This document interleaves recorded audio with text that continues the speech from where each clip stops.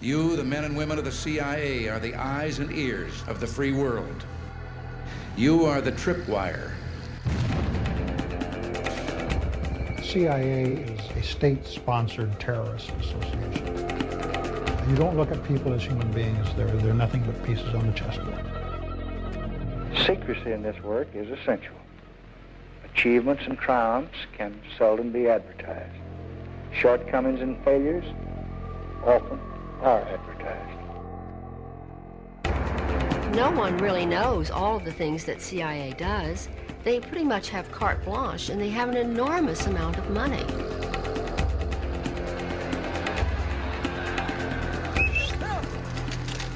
You know, maybe I'm overly naive, but I don't see what would be wrong with that. We need more intelligence, not less. We must not diminish our intelligence. The CIA is not really an intelligence agency. It's a covert action agency. The CIA has been involved in assassination and torture behind the scenes, all through its history. The Cold War is over, but many new dangers have taken its place. The decisive advantage the United States intelligence provides this country is therefore as important as it has ever been.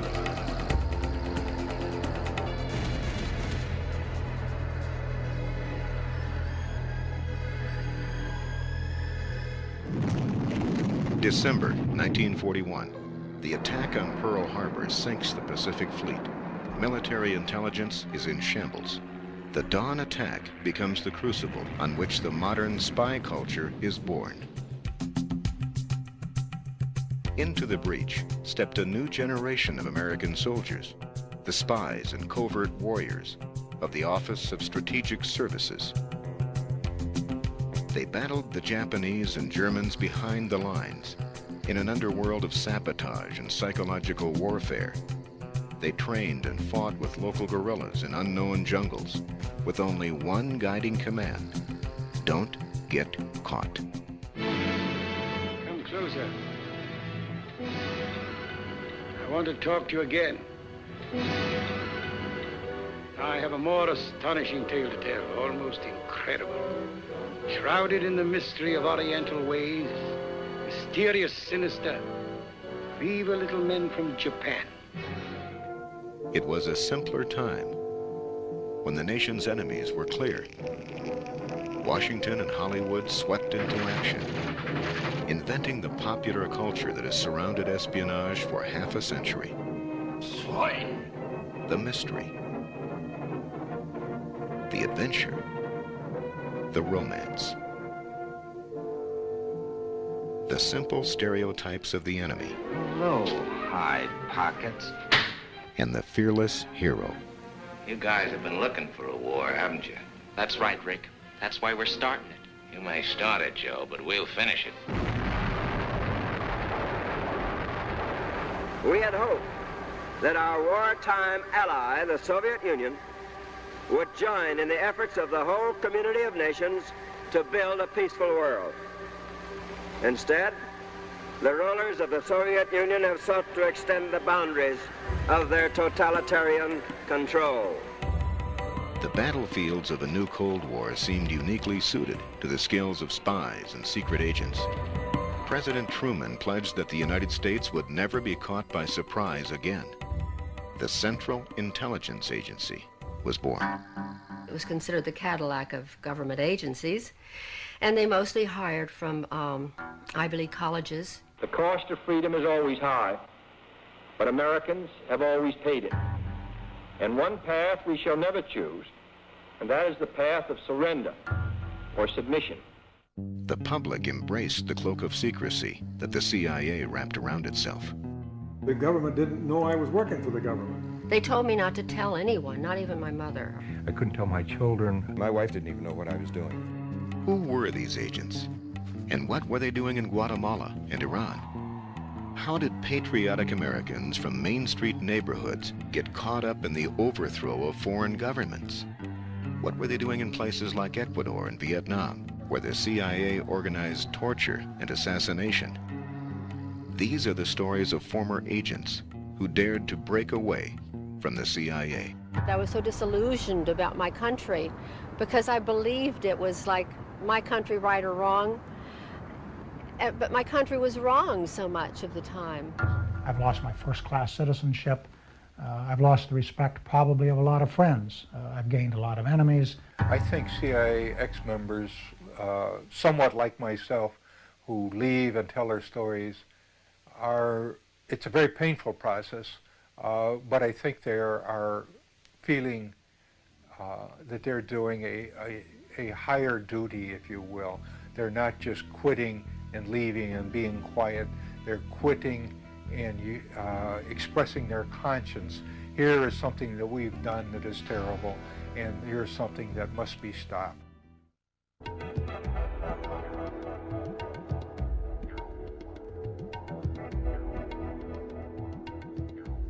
I played 4 years of football at the University of Notre Dame, and we were undefeated for all 4 years, 3 national champions, and I was the first team right tackle. So once when I was cut from the Green Bay Packers, I was recruited by the agency, and I kind of wondered why they recruited me. But when I got down to Washington, I found out that most of those in my class were rejects from the National Football League. I went to an interview at the Chicago courthouse by a man who didn't identify himself or the agency that he was recruiting for, and he said that what I would be doing would be involved in fighting communism. 800 million people, 1/3 of mankind, exist under communist tyranny without the God-given rights of freedom and human dignity. Of course, at that particular period in 1952, this was so much a part of our everyday life, and I said, oh, yes, I very much wanted to be a part of it, very proud to be a part of it. My career in the agency began in 1952, and I stayed in the agency through 1977. In the entire 25 years, I was in the Directorate of Operations, or also known as the Dirty Tricks Department. My second tour in Thailand was probably the most important, where I was assigned to work with the provincial police, which is a 50,000-man national police force, in developing an effort to counter the growing insurgency and to gather intelligence on that insurgency. And the program there was to interview or interrogate everyone in the village over the age of, say, 12. And in the process, we found out that the Thai Communist Party was much larger, much more active, much more effective than had ever been reported before. My initial reports received glowing commendations from everyone. And then all of a sudden, the program was shut down and I was sent home, and I couldn't understand this. I know now why they didn't want this information to be reported.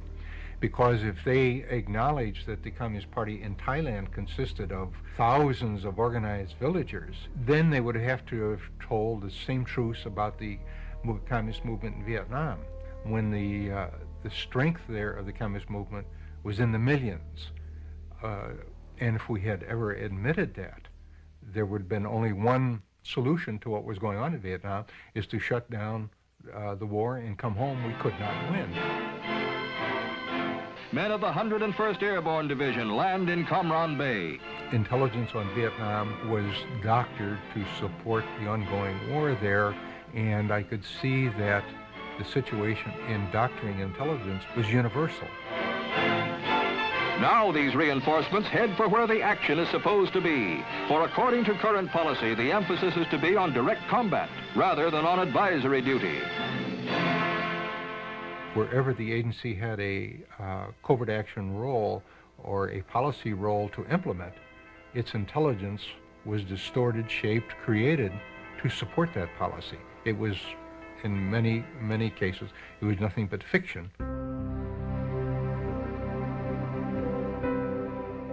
I think the worst thing I was involved in was the Phoenix operation in Vietnam, a countrywide assassination program. I was part of it. This was a program started by the CIA, funded by the CIA, recruiting people for the operation, training them to go out and kill or capture the Viet Cong.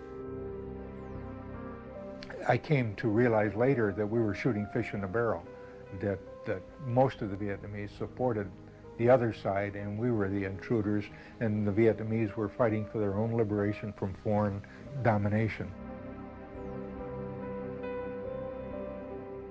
I went out to Vietnam to help save Vietnam for democracy. And when I saw photographs of the children bombed and napalmed and burned by operations, this caused for me a tremendous trauma.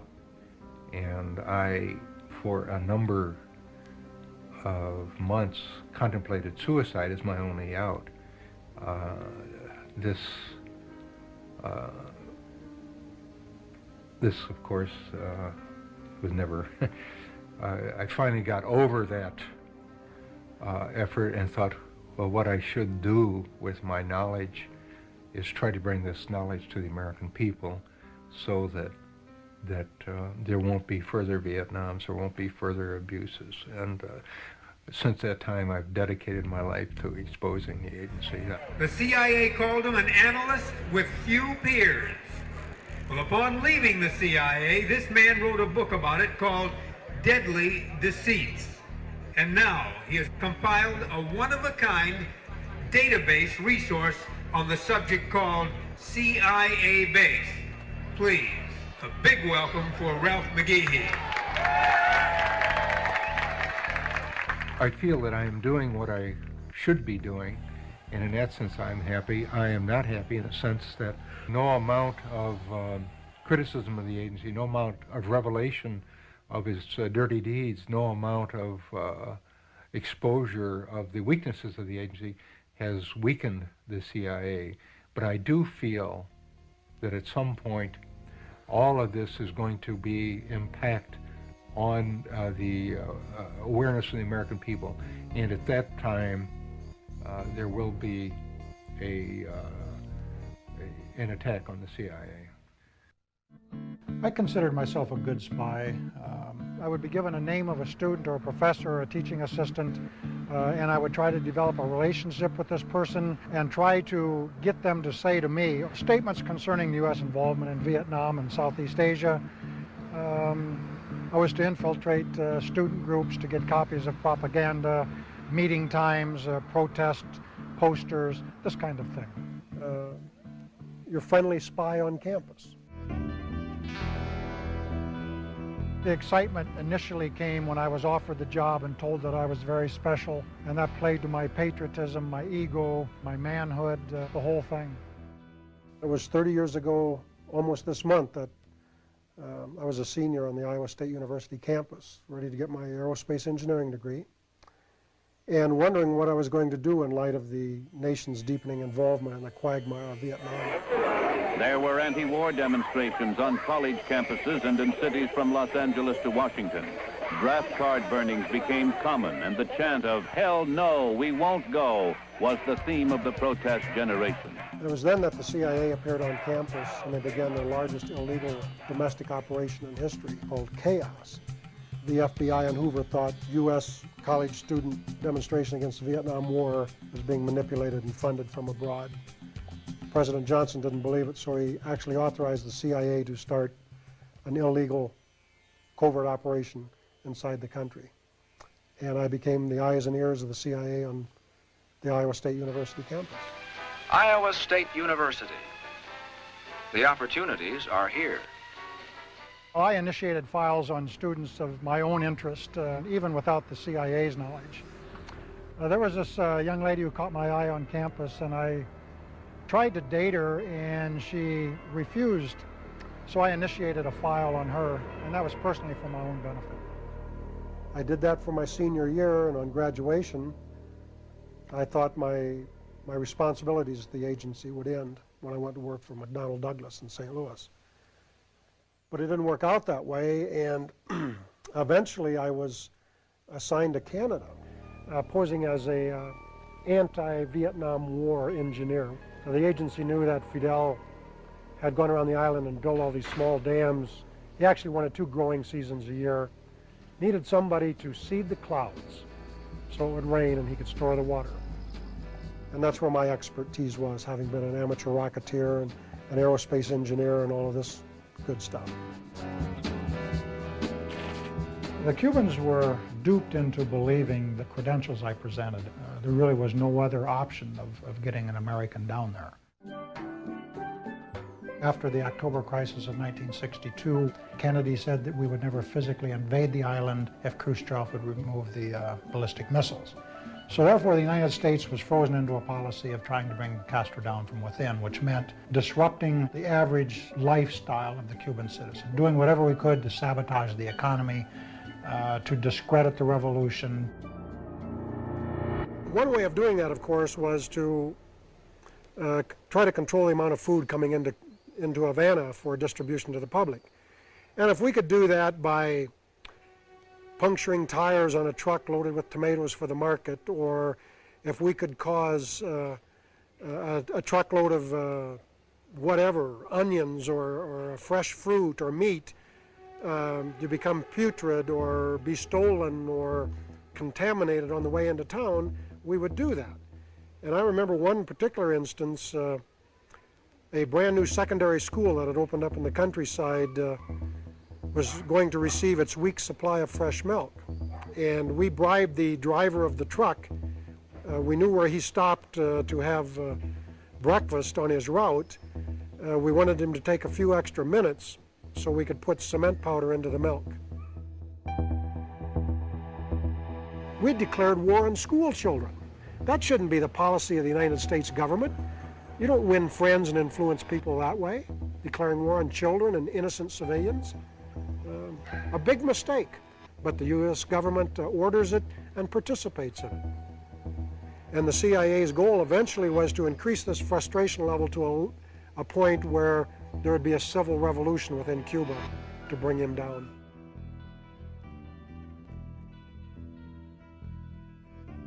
I think from almost the outset I had reservations about what I was doing in Cuba. And that's because, just in general, I didn't enjoy harming people. And I didn't know the Cubans at the time, so I would rationalize myself that, well, this was in the best interests of my country. But as I got to know the Cuban people personally, and ended up getting married to a Cuban, I started to change my attitude toward them very quickly. I think the most frightening thing that ever happened to me in Havana was when the Cuban counterintelligence people actually decided they had enough, and they came to my house and detained me. And eventually I was arrested and accused of espionage, even given a fake firing squad.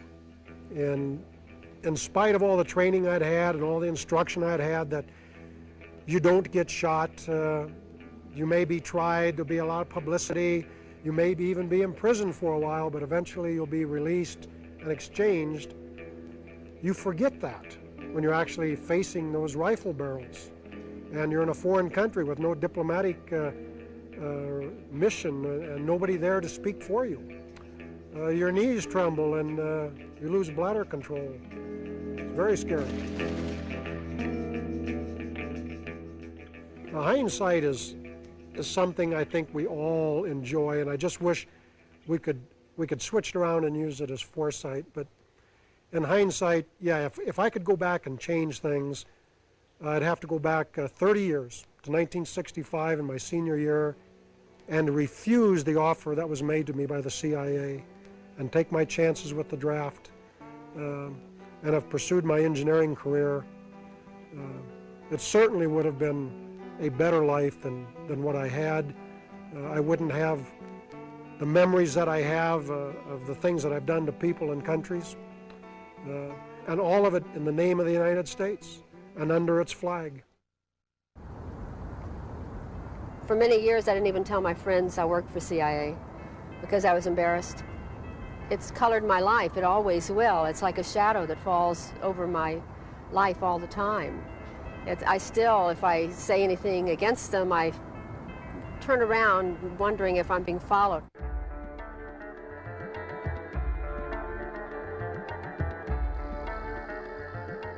I never even thought of joining the CIA. First of all, I thought I probably couldn't get in because it was considered the Cadillac of government agencies, and they mostly hired from Ivy League colleges, and I was just out of high school, went right to work for the Veterans Administration. And actually it was the typewriter repairman came in to repair my typewriter one day, and he said, you know, you shouldn't be working here, you should be working at a nicer place. They test you a lot. Huge testing. I mean, when you're put into this personnel pool, there are probably 2 or 3 weeks of tests where it's all day long, every single day. And there are IQ tests, there are personality tests. The questions that bothered me the most was when I took the polygraph test. And in the polygraph test, they ask you such incredibly personal questions. For instance, they asked me if I was a virgin. And I was 18, and I thought, what business is it of theirs whether I am or not? And I was rather embarrassed to tell them that I was, because I don't think any of my girlfriends were. I was raised very strict. There were very few women at CIA who were other than secretaries. It was very sexist. It was the male establishment. The white male establishment. I asked a couple of times why it was that there were no blacks there and why there were no gay people there, although they didn't call them gays in that time. In those days, I think they called them queers in those days, and they said because homosexuals could not be cleared because they could be blackmailed. They said that blacks couldn't be cleared because blacks just weren't. They were just still too primitive. They just weren't usually smart enough. And they didn't have the kind of background that white people had. I mean, I didn't think that much at the time because it was like sort of standard operating procedure. But when I think about it now, I'm really quite shocked how you probably would never get a job if you were black. I was assigned as a secretary in the audio surveillance division. They were experts on listening devices and hidden microphones and that sort of thing. I did also very often help the operatives get the documents that they needed. Once in a while, I'd have to make a quick trip to State Department to pick up their passports. And sometimes, if we couldn't get the passports in time, then I'd have to go over to Graphic Arts Reproduction Division so that they could forge one for them. Most of them were artists in there, but they were recruited from prisons because they were forgers, and they were master forgers. They were people who knew how to forge money, and they forged all kinds of things. That's how they made their living. And so the FBI would arrest them, and then the CIA would come and spring them. Then I went to technical services, where I was in charge of finding documents that you don't find in libraries, like where you put explosives on a bridge. Where's the best place to put an explosive on a bridge, and what kind of explosive do you have to get that goes underwater without it, destroying its effectiveness. Also, I had to find, one time they wanted me to find out if there was such a thing as a poison that was undetectable, especially one that seemed to mimic a heart attack, that would kill someone, but it would appear that they had a heart attack. I did find such a thing. Does this pistol fire the dart? Yes, it does, Mr. Chairman, and a special one was developed which potentially would be able to enter the target without perception. The poison was frozen into some sort of dart, and then it was shot at very high speed into the person, so when it reached the person, it would melt inside them, and the only thing would be like one little tiny red dot on their body, which was hard to detect. There wouldn't be a needle left or anything like that in the person. But also the toxin itself would not appear in the autopsy? Yes, so that there was no way of perceiving that the target was hit. I think the first time that I seriously questioned anything that was more than, I just couldn't take it anymore, was when I came across this document. It was eyes only, and it was to my boss, but he only had one hand and a hook in the other hand, so I always opened all of his mail and his packages and so forth. And this one, he wasn't in the office. I opened it and I read it. It said eyes only. I wanted to read it because I wasn't supposed to, probably. And it was a report about a mission where they had blown up a bridge in Asia somewhere, and they had killed a number of women and children who were on their way to market that morning. It was reported as though they were really proud, mission accomplished. That one bothered me a lot. When my boss came in, I gave him his mail and I mentioned this, and I said, "This is wrong. These women hadn't done anything. These children didn't deserve to die. Why did we do that?" And he said, that's the fortunes of war. And I said, "But we're not at war. We're certainly not at war in that country. Why did we do that? I don't understand it." And he said, "Well, you're very young. When you get older, you'll understand those things." I think probably all of us became addicted to the danger, to the intrigue. It was living a fantasy. It was actually living a fantasy and being on the inside. And it was very hard to leave, even though I felt that they did wrong, and I would never, ever work for an agency like that now, because I realized that it wasn't because I was a child or I was so young. It was because it was wrong. But at the time, it was really exciting. After that, there was no other job I could have ever again in my life that would be that exciting. I knew that.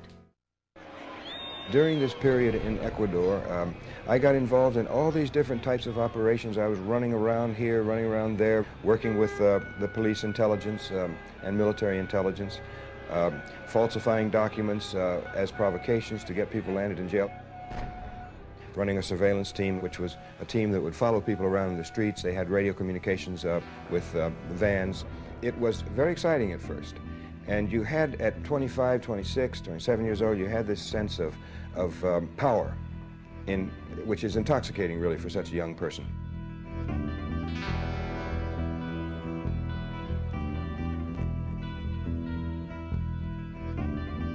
My motivation was partly the youthful romantic aspect of it, which was the idea of secret work, of being abroad in strange cultures and communities, but patriotism was also a very strong motivation.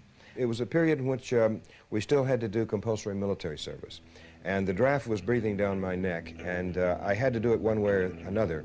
And the CIA told me that if I hadn't done my military service, I could do it within the secret program that they had with the Pentagon, and I would become an officer and so forth. And I thought that might be more interesting than washing dishes and peeling potatoes for a couple of years as a draftee.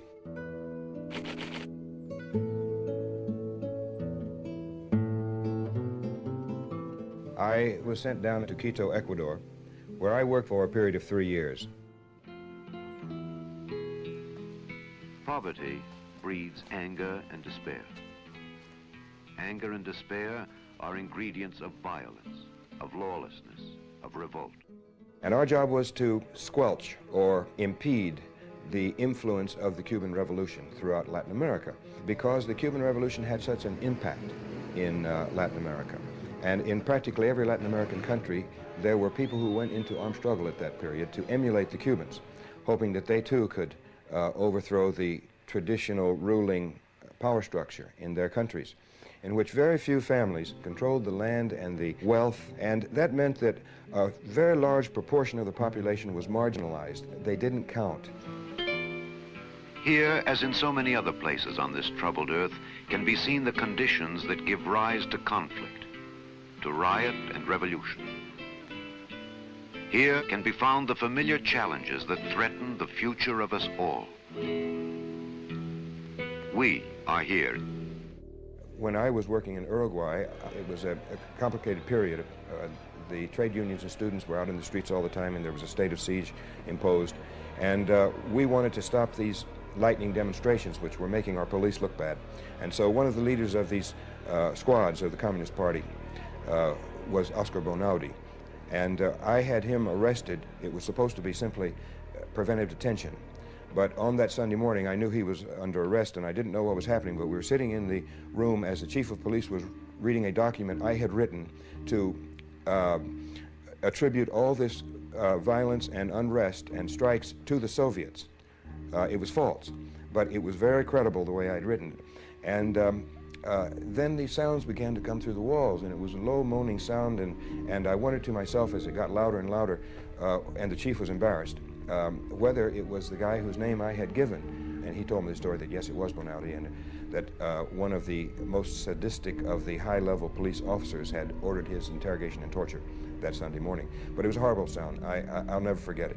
It's just awful to hear that moaning and groaning and screaming coming through the walls. I began to question the work. The initial thrill of being on the inside, of having this secret power, of knowing things that individuals and governments try to hide, had faded. By the time I got to Mexico, I already had all the political reasons to leave. I met an American woman who had lived in Mexico for many years. This would be October of 1967. And at dinner, she suddenly went into a tirade about Che Guevara because he had just been killed. He'd been captured and executed, and it was just out in the papers that day. And so she was furious. She went into this tirade about this horrible, stinking CIA that had murdered the best hope for Latin America in generations. And she loved Che Guevara. She thought he was the most wonderful man in the world. And I was in love with her, and she was in love with me, and I thought to myself as I sat there at dinner, I said, wow, what am I going to do? And so the upshot is that she was the personal factor which led me actually to say, I'm quitting now.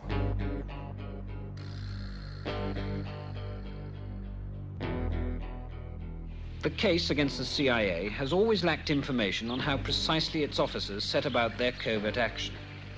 Philip Agee, now living in Cornwall, was such an officer, and his diary, to be published by Penguin in the next few weeks, gives his version of what life is really like inside the agency. He names every officer and agent he's ever met and describes a CIA man's work in daily detail. Why should I be delicate with them?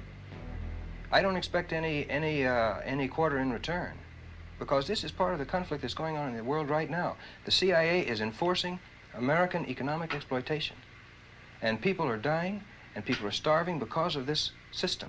In actual fact, what had happened is Henry Kissinger had intervened secretly with the British government to force them or pressure them to deport me and to cause me all these problems, because not only was I deported from Great Britain, but that was followed by a kidnapping and deportation by force from France, plus Holland and Italy and Germany and Norway would not let me in. And so over a 2-year period, they were constantly pressuring these governments, which had no provocation from me at all. So they tried very hard during a period of time in the 1970s to stop my work, but I just continued, got on with my life, and achieved stability in Germany, and now, in the last 7 or 8 years, I've been coming frequently to the United States, and I think I've been in practically every nook and cranny of the country at hundreds of meetings, political rallies, and university lectures over these last 8 years. When I was a kid, the American flag was something that was absolutely marvelous. Whenever the American flag went by in a parade, we took our hats off, put our hands over our hearts, and we really felt it, because this is the symbol of the United States and the way the United States should behave. We have to have something like that in order to hold ourselves together.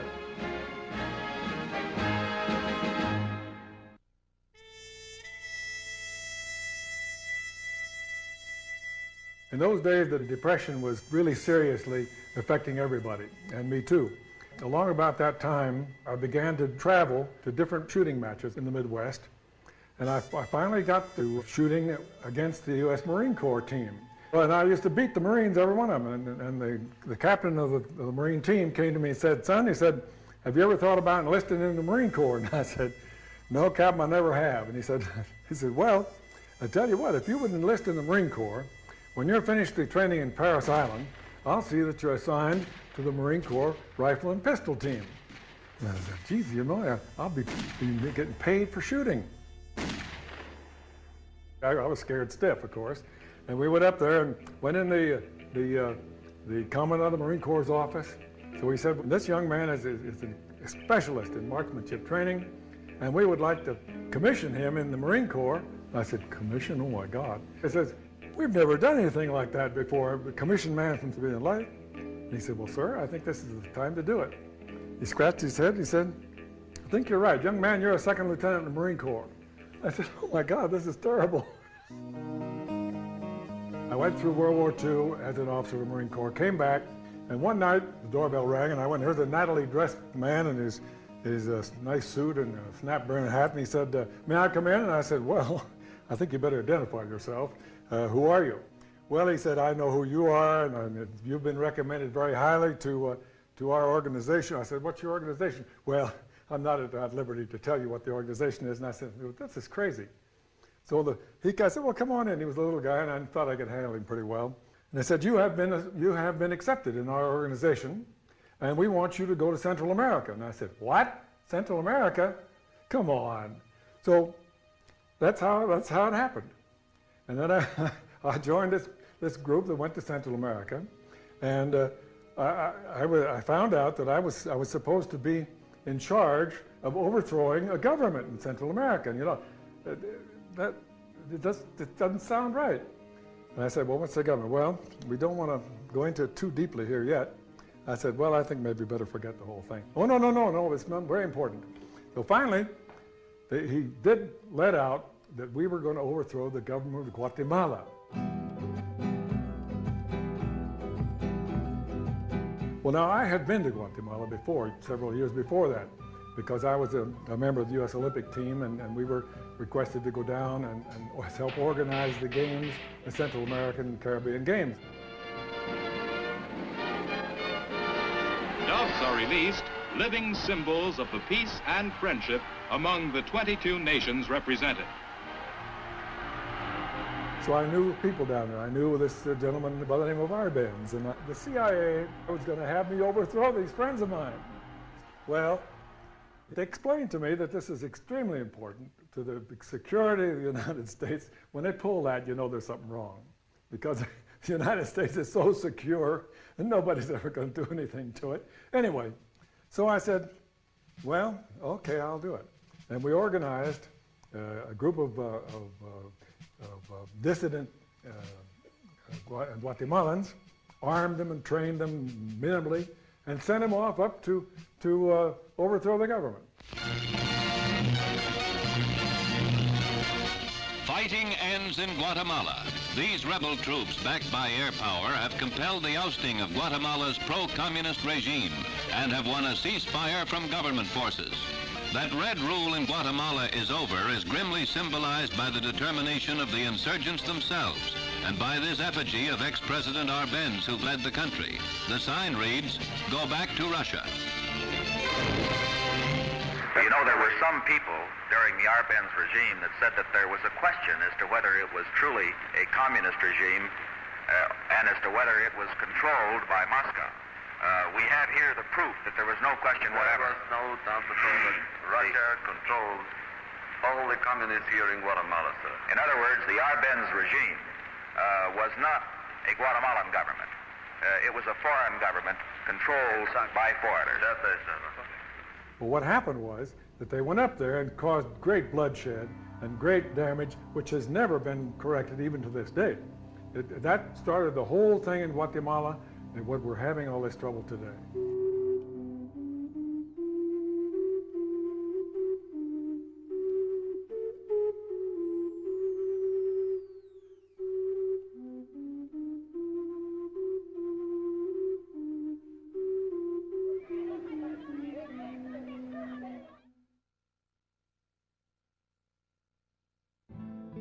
The only thing that can be done, of course, is to work with our Congress, because everything that happens in Latin America or any place else in the world begins in our Congress. Now look, are you in favor of killing somebody that you don't know?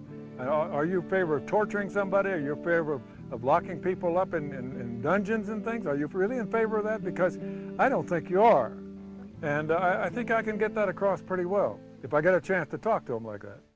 I feel that because of the problems that I went through, the realizations that I came to, the efforts that I've taken to counter, people may call it this monster, that I am contributing so much now that I could not have contributed had I not joined the agency. There's no way I can make amends, but certainly helping in this effort to expose the abuses of our intelligence services, perhaps in some small way will help pay that debt.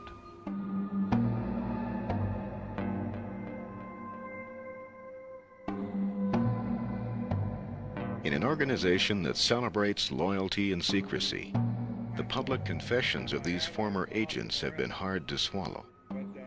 But as revelations of the agency's failures and deceit pile up, the courage to speak out has spread from one agent to another. I promise that I will do as much as I can for peace in Latin America. Thank you very much.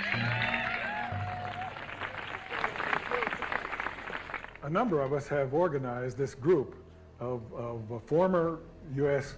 Intelligence people, and we are very serious because we have, but because of the experience we have, we believe that we should have a certain amount of influence in the Congress and in the government. Frank Church, the late chairman of the Senate Select Committee to study intelligence, concluded that covert operations was really a semantic disguise for blackmail, sabotage, assassination, whatever the United States wanted to do to influence other countries to its will.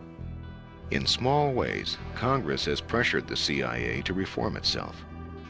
Hundreds of individuals who smuggled drugs, tortured, and murdered in the name of the agency have recently been purged from its payroll, and oversight committees have been created to monitor the agency's activities.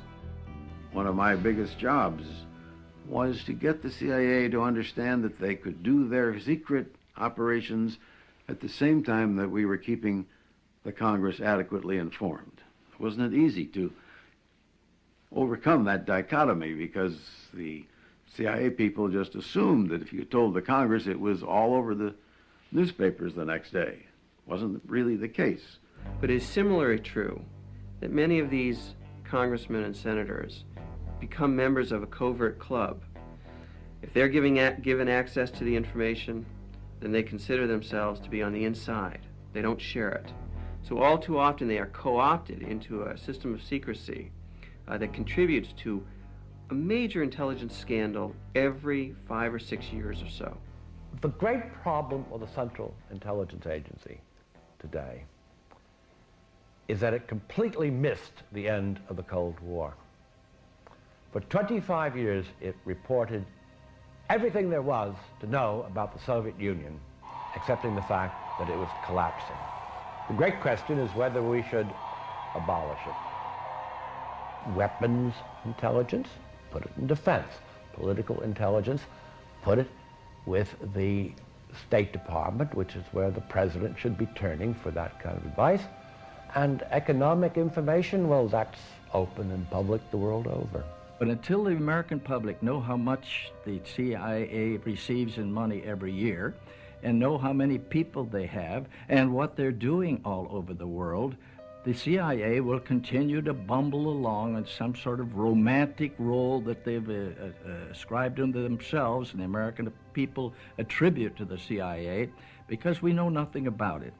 I believe that what is happening right now is that there is more and more information about CIA coming out with freedom of information, and some of the things that have been released declassified.